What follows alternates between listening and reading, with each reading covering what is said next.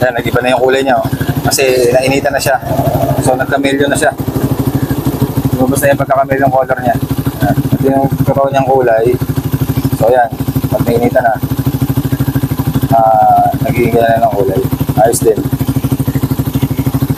What up guys? So, nandito na naman tayo sa isang video para pakita sa inyo ang pagpapalit ng aking radiator hose. Itong Pitts Bike Raider FI radiator hose, chameleon water hose. So mayroon siyang tatlong stages of color. Pag uminit nagbabago yung kulay niya. So, nakita niyo yung intro ng video.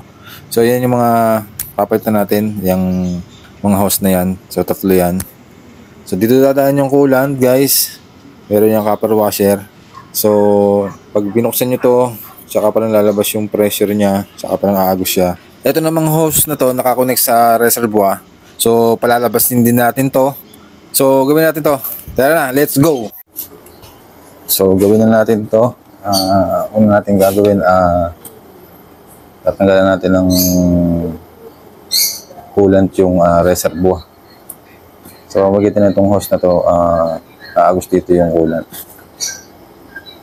And by the way guys, meron nga pala ako sa YouTube ng tutorial kung paano mag-replace ng coolant. So nandun lahat yung paglilinis or pagpa-flushing ng coolant. Flash ko na lang dito sa video yung title ng video. So pag wala na natulo, pwede na yan. Dito naman tayo maglalabas ng coolant.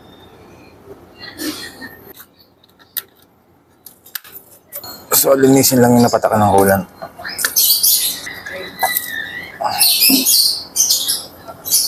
So dito gamit tayo ng 8mm.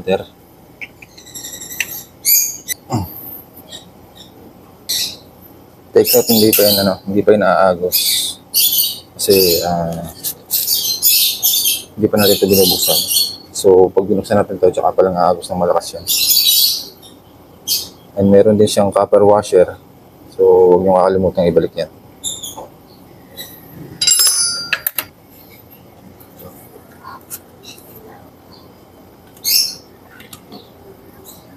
Siguraduhin malamig or hindi siya mainit para hindi bumulwak yung coolant. Hindi bumulwak sa inyo.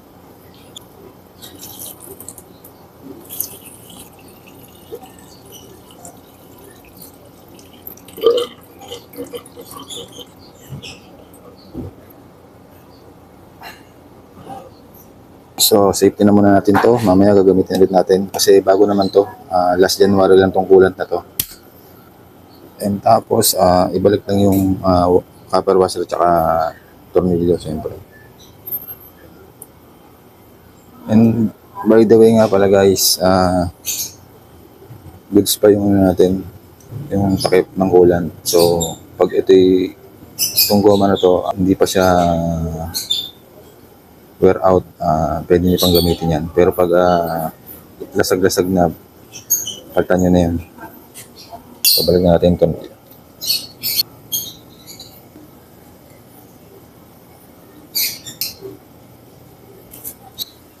Takpan lang ulit. So, ngayon, umpisa natin tanggalin ito. May nakita lang akong maliit na problema. So, ito, kailangan natin itong ilabas yung niya, kawit niya. Kasi hindi natin mapipisa ito ng plies. Hindi natin ito manatanggal pag gano'n. So, tutulak ko lang ito ng screw. Yan. Umpisahan naman natin itong tanggalin itong ilalim.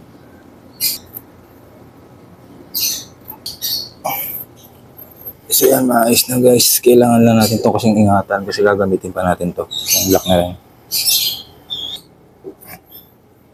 So yung tanggalin natin.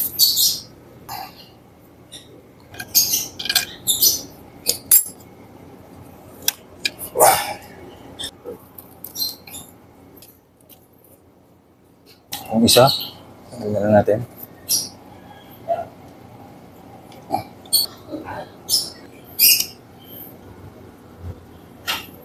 Tapos ito.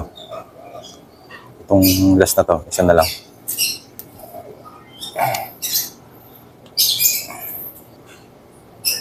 Gamit lang kayo guys ng sungkit-sungkit technique. Yan. Ito na lang. So, matanggalin natin lahat. So by the way guys, magwawalong taon na nga pala itong ating motor. So walong taon na rin yung mga hose na yun. Pero gusto pa naman yan. Gusto ko lang talagang palitan. Alright. So ito guys, lahat yung nakuha natin. So ngayon ko lang na napagtanto, maganda pala itong stock. Ayan. Dinoble ng Suzuki yung goma din dito kasi ito yung halos sumasahig sa makina. Ayan, doble yung goma niya. Tingnan natin kung paano natin siya ma-imitate. Ito kasing pitch bike.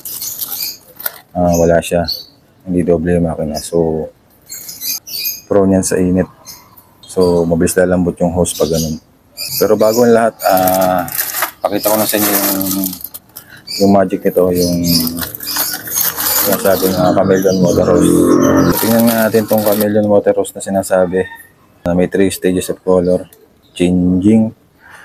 Kung talagang magbabago siya, so bukusan natin siya ng mainit na tubig. Simulation lang. Try natin, tara. Kaya natin yung magic na.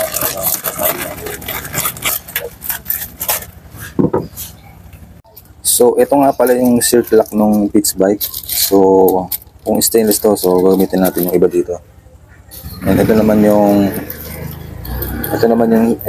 sa stock. Ayan. 8 years na yan, so hindi siya kanilawang. So, ibig sabihin stainless to. Stainless talaga to itong sa stock. So, kung stainless to, gamitin natin itong sa pitch bike. So, ayan, meron tayo ditong mainit na tubig. Simulation niya ng mainit na ulan. So, try natin ibuhos, try natin kung talaga magbabago yung kulay niya. Kung talaga magkakameleon siya. Yun, no? So, simulation niya ng coolant, kasi yung coolant, di ba, nainit siya. So, ganun din mangyayari nun pag nainitan niya ng coolant. So, legit. Galing ng pitch bike. Chameleon nga naman. Alright. So, yun mga tropa, mga pare. Mga guys, pasensya na, puputulin ko muna itong video natin. Magkakaroon tayo ng part 2 kasi medyo mahaba. Gusto ko medyo detalye yung ating video para doon sa mga bago na o baguhan na magpapalit ng hose or pa-flashing ng coolant, maintindihan nila yung video at magawa nila ng tama. So yun lang guys, and thank you for watching. Yun,